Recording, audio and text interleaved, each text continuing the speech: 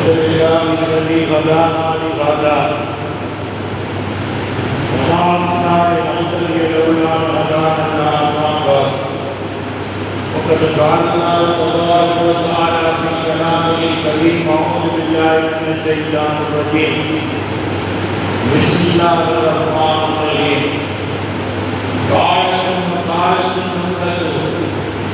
قالت النملة يا أيها النمل ادخلوا مساكنكم لا يحطمنكم سليمان وجنوده وهم لا يشعرون وقال رسول الله صلى الله عليه وسلم ادخلوا محاسن مولاكم آمنا بالله صدق الله المولانا العليم وصدق رسوله النبي الكريم ونحن على ذلك من الشاهدين والشاكرين والحمد لله رب العالمين رب اشرح لي صدورنا ويسر لنا امورنا واغلق عقدتنا بلساننا ويفقه اقوالنا وافعالنا واقوالنا ويهدنا في الدارين رب اغفر ولا تؤاخذنا وارحمنا بالخير ونسألك بالسعادة سبحانك لا علم لنا إلا ما علمتنا إنك أنت العليم الحكيم شمس الأنبياء وبدر المرسلين وتاج الأنبياء وافتخار المتقين الله يا غالي لا فاعل إلا الله எல்லா புகழும் புகழ்ச்சியும் இந்த உலகத்தை படைத்து இந்த உலகத்திலே நம்மை படைத்து நமக்கு எந்த நேரத்தில் எது தேவையோ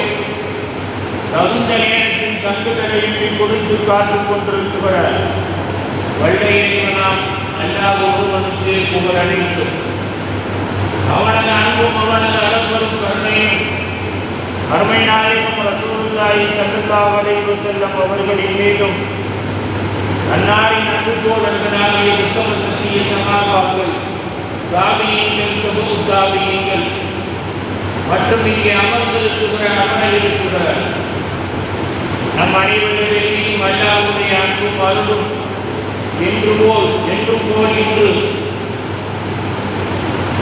பலனுள்ள மழையை போல் பொழிந்து கொண்டிருக்கட்டுமாக என்று துஆ செய்தோமாக எல்லா நிலையிலும் எந்த காரியத்திலும் நாம் இறைவனை காண முடியாவிட்டாலும் அல்லாஹ் நம்மளை பார்த்துக் கொண்டிருக்கிறான்.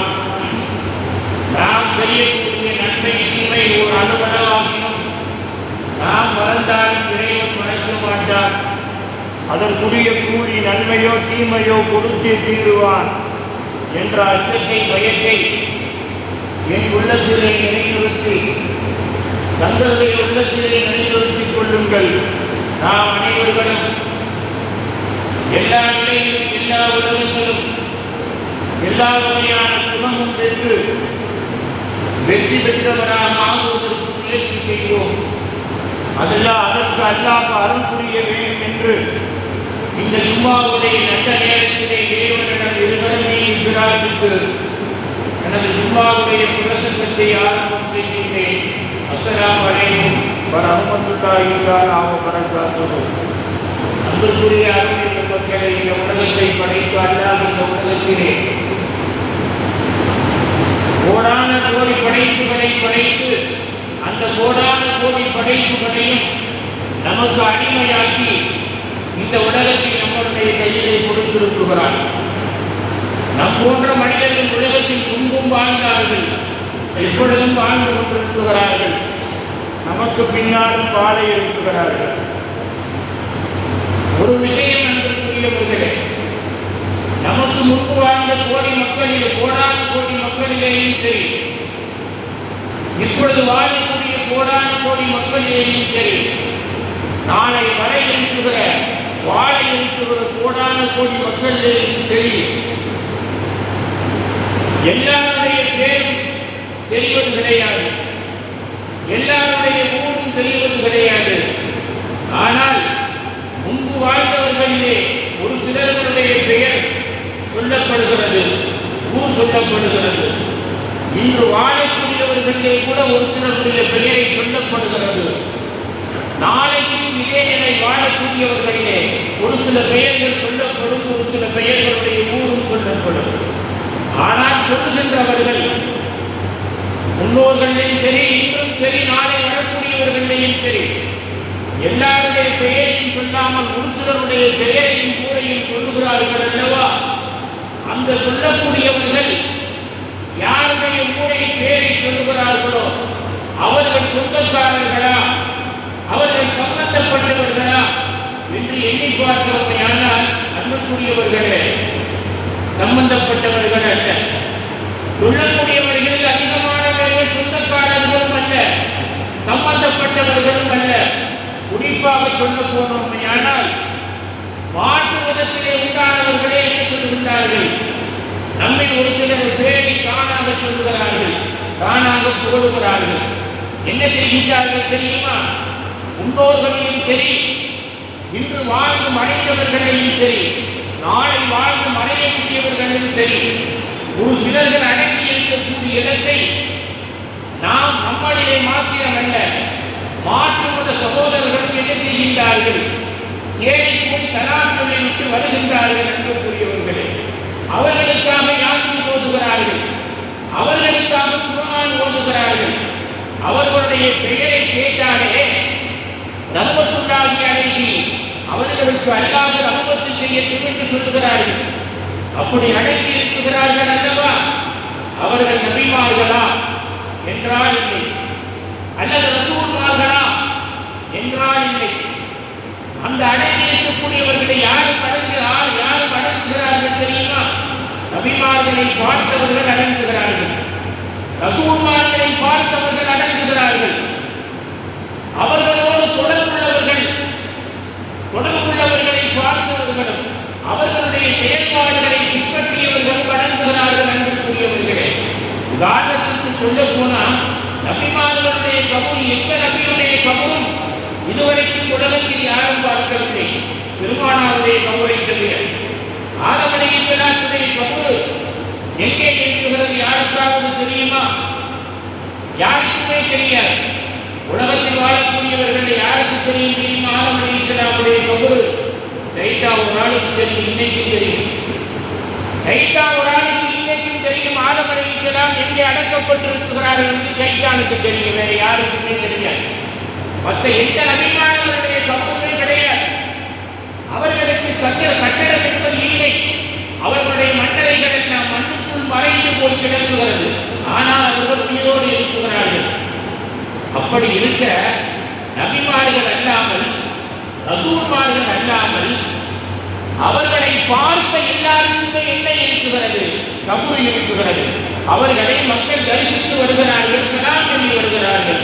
ஆனால் யாருக்கெல்லாம் கபூர் இருக்கிறதோ, யாருக்கெல்லாம் கட்டடம் கட்டப்பட்டிருக்கிறதோ அவர்கள் சொல்லிவிட்டு இறந்து போனார்களா?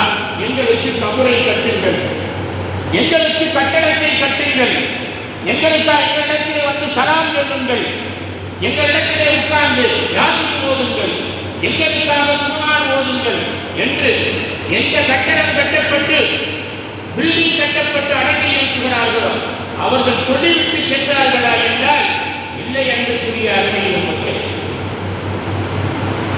யாரோ சிலர்களை என்ன செய்தான்? அல்லாஹ் தஆலா ஏற்றிட்டு அவர்களுக்கு என்ன செய்தான்?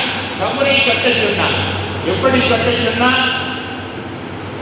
கனவுளை வந்து சொன்னார்கள் ஒரு சிலர்கள், இந்த இடத்தில் நான் மரணமாகிட்டு நிற்கிறேன், என்னை தூக்கி அடக்குங்கள். நேரடியாக சொன்னார்கள்.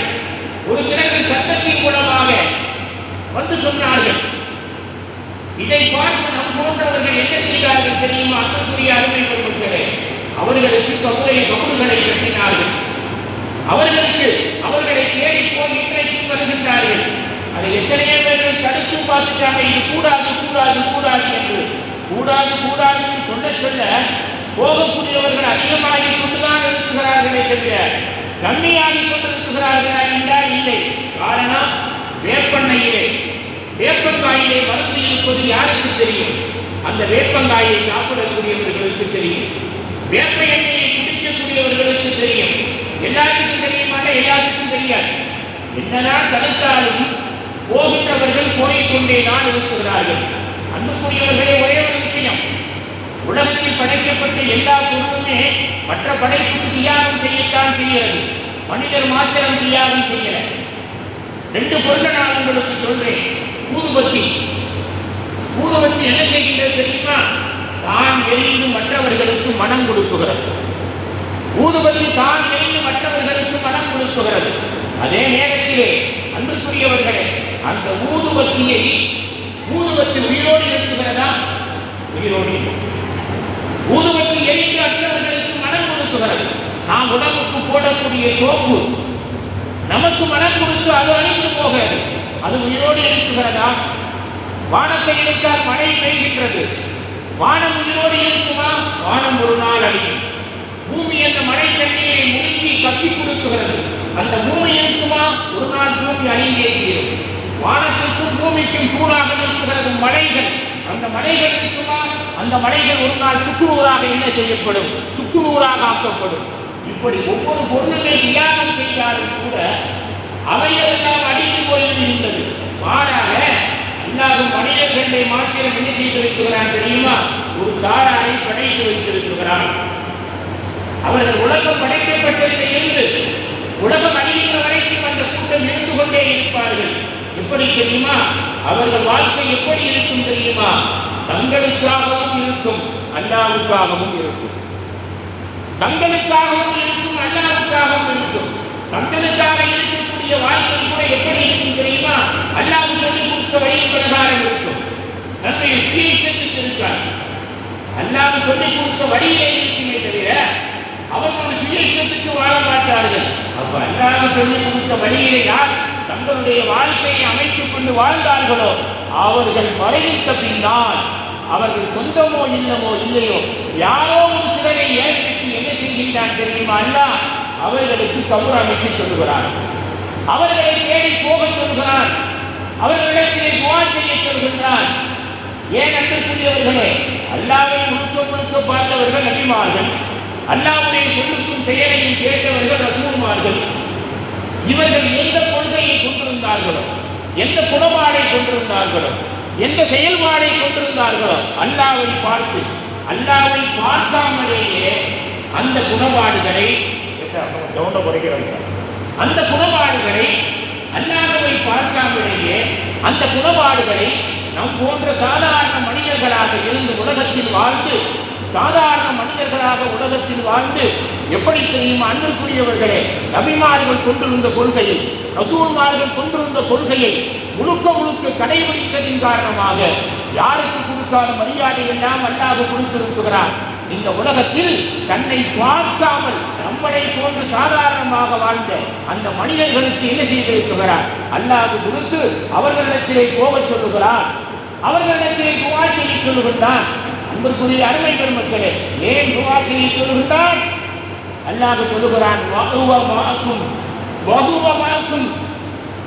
என்னை பார்க்காமல் என்னுடைய சொல்லை காதிலே கேட்காமல் என் வாழ்க்கையில் வாழ்ந்தார்கள் அல்லவா, அவர்களோடு நான் இருக்குகிறேன். அல்லாஹ் குர்ஆன்ல சொல்றான், அவர்களோடு நான் இருக்குகிறேன், அவர்களிடத்திலே நீங்கள் செல்லுங்கள்.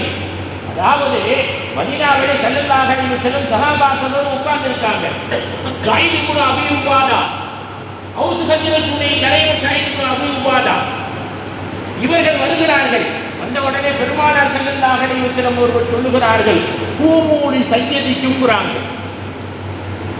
கூமூடி சையதிக்குங்கிறாங்க. என்ன அர்த்தம்? உங்களுடைய தலைவர் ஸயீத் இப்னு அபீ உபாதா வருகிறார்கள், அவர்களுக்கு எழுந்திருச்சு நின்று மரியாதை கொடுங்கள். ஏன் சொன்னாங்க? நல்லா எண்ணி பாருங்க. உங்களுடைய தலைவர் ஸயீத் இப்னு அபீ உபாதா வருகிறார்கள், அவர்களுக்கு எழுந்திருச்சு நின்று மரியாதை கொடுங்கள். ஏன் மரியாதை கொடுத்து சொன்னார்கள்? அன்புக்குரிய அருமை பெருமக்களே, அந்த ஸயீத் இப்னு அபீ உபாதா காஃபிராக இருந்து பெருமானார் ஸல்லல்லாஹு அலைஹி வஸல்லம் அவர்களை ஈமான் கொண்டு தன்னுடைய வாழ்க்கையை எப்படி ஆக்கிக் கொண்டிருக்கிறார்? என்னை போன்றே ஆக்கிக் கொண்டிருக்கிறார் வாழ்க்கையை. தான் உலகத்தில் அனுபவித்த எல்லா சுகத்தையும் இஸ்லாத்திற்காக தூக்கி எறிந்துவிட்டு இஸ்லாம் எப்படி வாழச் சொன்னதோ அதன் பிரகாரம் வாழ்ந்து கொண்டிருக்கிறார். ஆகையினால் மரியாதை கொடுங்கள் தான். ஆகையினாலே என்ன செய்ய அல்லாஹ் தஆலா நபிமார்கள் அல்லாத ரசூல்மார்கள் அல்லாத அந்த நபி ரசூல்மார்கள் எப்படி எதை பின்பற்றினார்களோ அதை பின்பற்றியவர்களை அல்லாஹ் தஆலா வழிமார்கள் என்று சொல்லுகிறான். அன்புக்குரியவர்களே, அவர்களை தேடி அல்லாஹ் போகச் சொல்கிறான். அல்லாஹ் தேடி போகச் சொல்கிறான். அன்புக்குரிய அருமை பெருமக்களே, காரணத்துக்கு இருந்தோமையானால் உமர் இப்னு அப்துல் அஜீஸ் இவரை பற்றி தெரியாதவங்க யாருமே இருக்க முடியாது. இவர் ஆட்சி காலம் எத்தனை ஆண்டு காலங்கள்? 2.5 வருஷம் தான் ஆட்சி காலம். ஆனால் இவரை என்ன சொல்லுவார்கள் தெரியுமா? 2வது உமர் என்று சொல்லுவார்கள். உமர் இப்னு அப்துல் அஜீஸை 2வது உமர் என்று சொல்லுவார்கள். உமர் ரலியல்லாஹு அன்ஹு அவர்களாவது 10 வருஷம் ஆட்சி ஆண்டாங்க. இந்த உமர் இப்னு அப்துல் அஜீஸ் 2.5 ஆண்டு காலத்தில் உலகம் பூரா புகழ் பெற்றார். அவர் இறந்த 1400 வருஷம் ஆச்சு. இன்றைக்கும் அவருடைய பெயர் உலகம் சொல்லிக் கொண்டிருக்கிறது. காரணம், அவரிடத்திலே அல்லாஹ்வுடைய அன்பு இருந்தது, அல்லாஹ்வுடைய நடைமுறை இருந்தது. அல்லாஹ்வுக்காகவே அல்லாஹ் சொன்னதை அல்லாஹ்வுக்காகவே செய்தார். மனிதர்களிடத்திலே அல்லாஹ்வுக்காகவே சொன்ன மாதிரி நடந்து கொண்டார். ஒரு தடவை உமர் இப்னு அப்துல் அஜீஸ் என்ன செய்யறாங்க? பள்ளிவாசலுக்கு போறாங்க. அடிமை பின்னால் வருகிறார். மன்னராக இருக்கிற பொழுது பள்ளிவாசல் உள்ள போய் தொழுதுட்டு வர்ற போது ஒருத்தர் படுத்திருக்காரு. அவர் காலில் உமர் இப்னு அப்துல் அஜீஸுடைய கால் பட்டுது. அவர் வேகமாக எந்திரிச்சு ஆண்ட மஜ்னூனுண்டார். யாரை பார்த்து கேட்கிறாரு? மன்னரை பார்த்து கேட்கிறார். ஆண்ட மஜ்னூனும், நீ என்ன பைத்தியமா? என் காலை தட்டி விட்டு போகிறானே, நீ பைத்தியமா? நம்மடா விடுவோமா? தெரியாம முறைச்சு பார்ப்போம், இல்லாட்டி பணி வாங்குறதுக்கு வழி கிடைக்கிறான்னு பார்ப்போம். அந்த உமர் இப்னு அப்துல் அஜீஸை பார்த்து நீ பைத்தியமான்னு கேட்டாரு. அப்போ அவங்க என்ன செஞ்சாங்க? பேசாம வெளியே வந்தாங்க. அப்ப அடிமை கேட்டாரு, ஏங்க நீங்க நாட்டுடைய மன்னர், உங்களை பார்த்து பைத்தியமானு கேட்கிறாரு, ஏன் பேசாம வர்றங்க? அப்போ உமர் இப்னு அப்துல் அஜீஸ் சொன்னாங்க, அவர் அறியாமையினால் பேசுகிறார், அவருக்கு நான் பதில் சொன்னேனேயானால், அவரை நான் தண்டித்தேனேயானால் அதனால் எனக்கு என்ன பலன் என்ன? என் மனசுக்குள்ளே நான் சொல்லிக்கொண்டேன், நான் பைத்தியம் இல்லை. ஏனென்றால் எல்லாம் இப்படித்தான் சொல்ல சொல்லி இருக்கிறார். ரசூல் இப்படித்தான் வாழ்க்கை நடத்தி காட்டினார். இவர்கள் என்ன வழிமார்கள், ஆகையினால் தான் தேடி போகிறார்கள் என்று கூறியவர்கள். இப்ராஹிம் அதகம் என்று ஒருவர் இருந்தார், பெரிய வழி, அரசராக இருந்து வழியாக்கப்பட்டவர். அன்பிற்குரியவர்கள், அரசராக இருந்து வழியானவர். அவரிடத்தில் ஒருத்தர் வந்தார், இப்ராஹிம் அதகம் அவர்களே, எனக்கு ஒரு சந்தேகம் தான். என்னன்னு கேட்டாங்க இப்ராஹிம் அதகம். அவர் கேட்டாரு, ஒரு சும்மா சாதாரணமான சந்தேகம் என்ன, நீங்கள் கோபப்படக்கூடாது நான் கேட்டார். அவங்க சொன்னாங்க, ஒன்றும் பிரச்சனை இல்லைன்னு கேடு. அந்த இப்ராஹிம் அதிகமிடத்திலே கேட்டாரு, உங்கள் தாடியிலே முடி இருக்கிறது அல்லவா, இது உயர்ந்ததா? நாய் வாடிலே முடி இருக்கிறது அல்லவா, இது உயர்ந்ததான்னு கேட்டார். நம்மகிட்ட பொறுப்பமா? ஏன் வழிபாடுகளை தேடி போறாங்க? காரணம் இருக்குங்க. இப்ராஹிம் அதிகமிடத்திலே கேட்டார், உன் தாடி முடி உயர்ந்ததா? நாயுடைய வாடிலே முடி இருக்கிறது, அது உயர்ந்ததான்னு கேட்டாரு. அப்ப இப்ராஹிம் அதிகம் பொறுமையா சொன்னாங்க, இந்த உலக வாழ்க்கையை முடித்து என் கவுடைய வாழ்க்கையிலே சுவர்க்கம் எனக்கு கிடைக்குமையானால் நாயை விட நான் உயர்ந்தவன், நாயை விட நான் உயர்ந்தவன். மாறாக இந்த உலக வாழ்க்கை முடிந்து நரகம் எனக்கு கிடைக்குமையானால் என்னுடைய தாடி முடியை விட நாயுடைய வாளின் முடி உயர்ந்தது அப்படின்னு சொன்னாங்க. இந்த வாழ்க்கை யாருக்கு வரும்? நம்புக்குரியவர்களை எண்ணி பாருங்கள். அப்ப பெரியவர்களை அல்லாஹ் மதிக்க சொல்லுகிறான். பெரியவர்களுடைய மரியாதையை என்ன செய்கிறான்? பிள்ளைகளுக்கு கற்றுக் கொடுக்க சொல்லுகிறான். ஏனென்றால் பெரியவர்களுடைய வாழ்க்கையில் என்ன இருக்குகிறது? அர்த்தமுள்ள வாழ்க்கை இருக்குகிறது. நன்றாக ஒன்றே எண்ணி பாருங்கள். நமக்கு முன்பு எல்லா வசதிகளும் கம்மியாகத்தான் வாழ்ந்தார்கள். அவர்களிடத்தில் இருக்கக்கூடிய நிம்மதி இன்றைக்கு நம்ம இடத்தில் இருக்குகிறதா? எல்லா வசதியும் இன்னைக்கு நம்மள்கிட்ட இருக்குது. ஆனால் அவர்களிடத்தில் இருக்கக்கூடிய நிம்மதி நம்மள்கிட்ட இருக்கா? எல்லா சாப்பாடும் சாப்பிட்டாங்க, எங்கே நினைத்தாலும் படுத்து தூங்கினார்கள். இன்னைக்கு எல்லா வசதியும் இருந்து எல்லா சாப்பாடும் சாப்பிட முடியுதா? நாம் சாப்பிடக்கூடிய சாப்பாட்டை மாத்திரம் அதிகமாக சாப்பிட முடியாது. காரணம் என்ன? அல்லாஹ்வுடைய வாழ்க்கை நம்மள்கிட்ட இல்லை. அல்லாஹ் ரசூல் அல்லாஹ்வுடைய ரசூல் சொல்லிக் கொடுத்த வாழ்க்கை இல்லைங்க. அன்புக்குரியவர்களே, அன்றைக்கு தகப்பனை கண்டால் பிள்ளை பயந்தால், கணவனை கண்டால் மனைவி பயந்தார், ஒரு முஸ்லிமை கண்டால் ஒரு முஸ்லிம் மரியாதை கொடுத்தார். ஆனால் இன்றைக்கு இருக்குகிறதா? ஒருத்தட்ட கேட்டா அன்புக்குரிய அருமை பெருமக்களை எத்தனை மக்கள் கேட்டா அவர் சொன்னார் 2 மக்கள், 2 மக்கள், ஆண் மக்கள் 2 பேர் இருந்தார். மூத்தவர் எங்க இருக்காருன்னு கேட்டாங்க, மேலத்தெருவில் இருக்காருந்தார். இளையவர் எங்க இருக்காருன்னு கேட்டாங்க, கீழத்தெருவில் குடியிருக்காருன்னு அப்படின்னு சொன்னாரு. நீங்க யார்கிட்ட இருக்குன்னு கேட்டா அவர் சொன்னார், நான் நடுத்தெருவில் இருக்கின்றார். என்னுடைய இறமை என்ன? நடுத்தரவில் நான் இருக்குகிறேன். என்னன்னு கேட்டாங்க, கஞ்சிக்கு வழி இல்லாமல் வாடிக்கொண்டிருக்கிறேன், கஞ்சிக்கு வழி இல்லாமல் வாடிக்கொண்டிருக்கிறேன். காரணம் நாமா பிள்ளைகளா எண்ணி பாருங்கள். நாம் சரியில்லாமல் இருந்தால் தான் பிள்ளைகள் வளர்ப்பு சரியில்லாமல் இருக்கும். பிள்ளைகள் வளர்ப்பு சரியில்லாமல் இருந்தால் எங்கதான் நிற்கணும்? நடுத்தருவோடு தான் நிற்கணும். நண்பர்களுடைய அருமை பெருமக்களே, அல்லாஹ்வுக்கு உகந்தவராக, அல்லாஹ்வுடைய சொல்லுக்கு அடிபணிந்தவர்கள், அல்லாஹ்வுடைய ரசூலுடைய வாழ்க்கை வாழ்ந்தவர்கள், அவர்கள் என்ன சொன்னாலும் உலகம் கேட்டது, என்ன சொன்னாலும் உலகம் கேட்டது. ஒரு விஷயத்தை சொல்லி முடிக்கிறேன். சுலைமான் அலைஹிஸ்ஸலாம் தன்னுடைய பட்டாளத்தோடு வர்றாங்க. வருகின்ற பொழுது சுலைமான் அலைஹிஸ்ஸலாத்துக்கு எல்லா பட்சி பறவையும் பேசக்கூடிய அல்லாஹ் கற்றுக் கொடுத்திருந்தான். பட்டாளத்தோடு வர்ற பொழுது வெகு தூரத்திலே சுலைமான் அலைஹிஸ்ஸலாம் வருகிறார்கள். வருகின்ற பொழுது எறும்புகளுடைய தலைவர் சொல்லுகிறது, ராணி எறும்பு, எறும்புகளுடைய தலைவர் ராணி எறும்பு சொல்லுது. என்ன சொல்ல தெரியுமா? காலத்தும் நம்மளத்தும் 19வது கால நவீன கடைசி எடுத்து பாருங்க. அந்த எறும்புடைய தலைவர் சொல்லுது, யா ஐயுகன் நம்மளு, என்னுடைய அன்பு தோழிகளே, அன்பு தோழர்களே, உதுகுழு மசாக்கினக்கும், உங்களுடைய வீட்டுக்குள்ளே நுழைந்து கொள்ளுங்கள். யாரும் வெளியே வாக்கிங் போக வேணாம், ருசிக்கு தேடி போக வேணாம். உதுகுழு மசாக்கினக்கும், உங்களுடைய வீட்டுக்குள்ளே வேகமாக போய் சென்று நுழைந்து கொள்ளுங்கள். எறும்புகள் எல்லாம் கேட்குது, ராணி எறும்புக்க எதற்காக வீட்டுக்குள்ளே நுழைய வேண்டும், ஏன் நுழைய வேண்டும்? அந்த எறும்புடைய தலைவர் சொல்லுது என்ன? லா யக்தி மன்னக்கும் சுலைமானு ஜுனூதுஹு, சுலைமான் அலைஹிஸ்ஸலாம் தன்னுடைய பட்டாளத்தோடு வந்து கொண்டிருக்கிறார்கள்.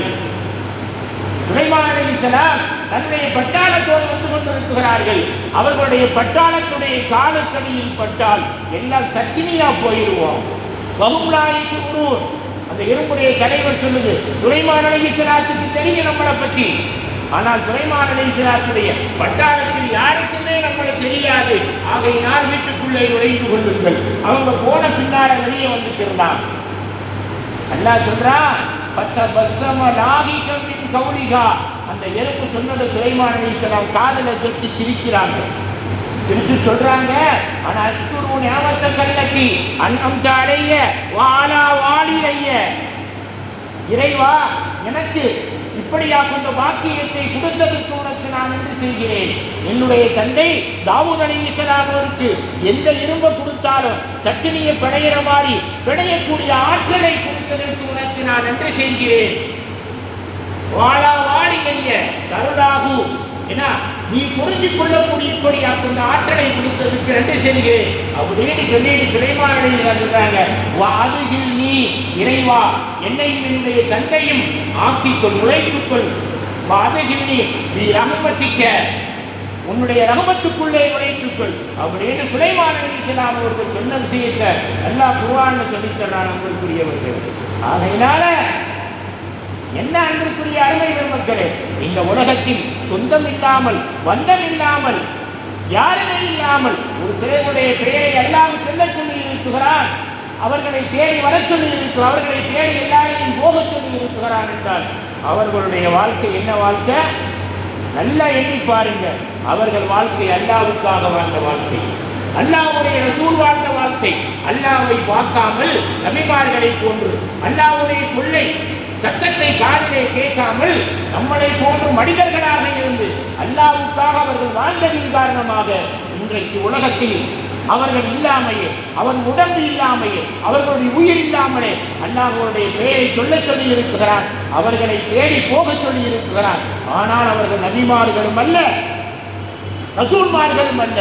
அல்லாஹ்வே சொல்றாங்க, ரசூலுல்லாஹ்வுக்கு அல்லாஹ் சொல்றான், உதுகுரு மகாசின மூத்தாக்கும், நபியே முகம்மது, உங்களில் யார் உங்களை விட்டு மறைந்து விட்டார்களோ அவர்களுடைய நல்ல காரியங்களை உலகத்திற்கு எடுத்துச் சொல்லுங்கள். ஏன்னு கேட்குறாங்க, அவங்க உடம்பு என்ன செய்யற மண்ணு தொடலை, அவங்க உயிர் மண்ணு தொடலை, அவங்க எந்த கஃன் துணியில் வச்சங்களோ அந்த கஃன் துணியோடு தூங்கிக் கொண்டிருக்கிறார்கள். அவர்களுடைய வாழ்க்கையை மக்களுக்கு எடுத்துச் சொல்லுங்கள் அப்படின்னு அல்லாஹ் சொல்லித் தருகிறான் அன்புக்குரியவர்களே.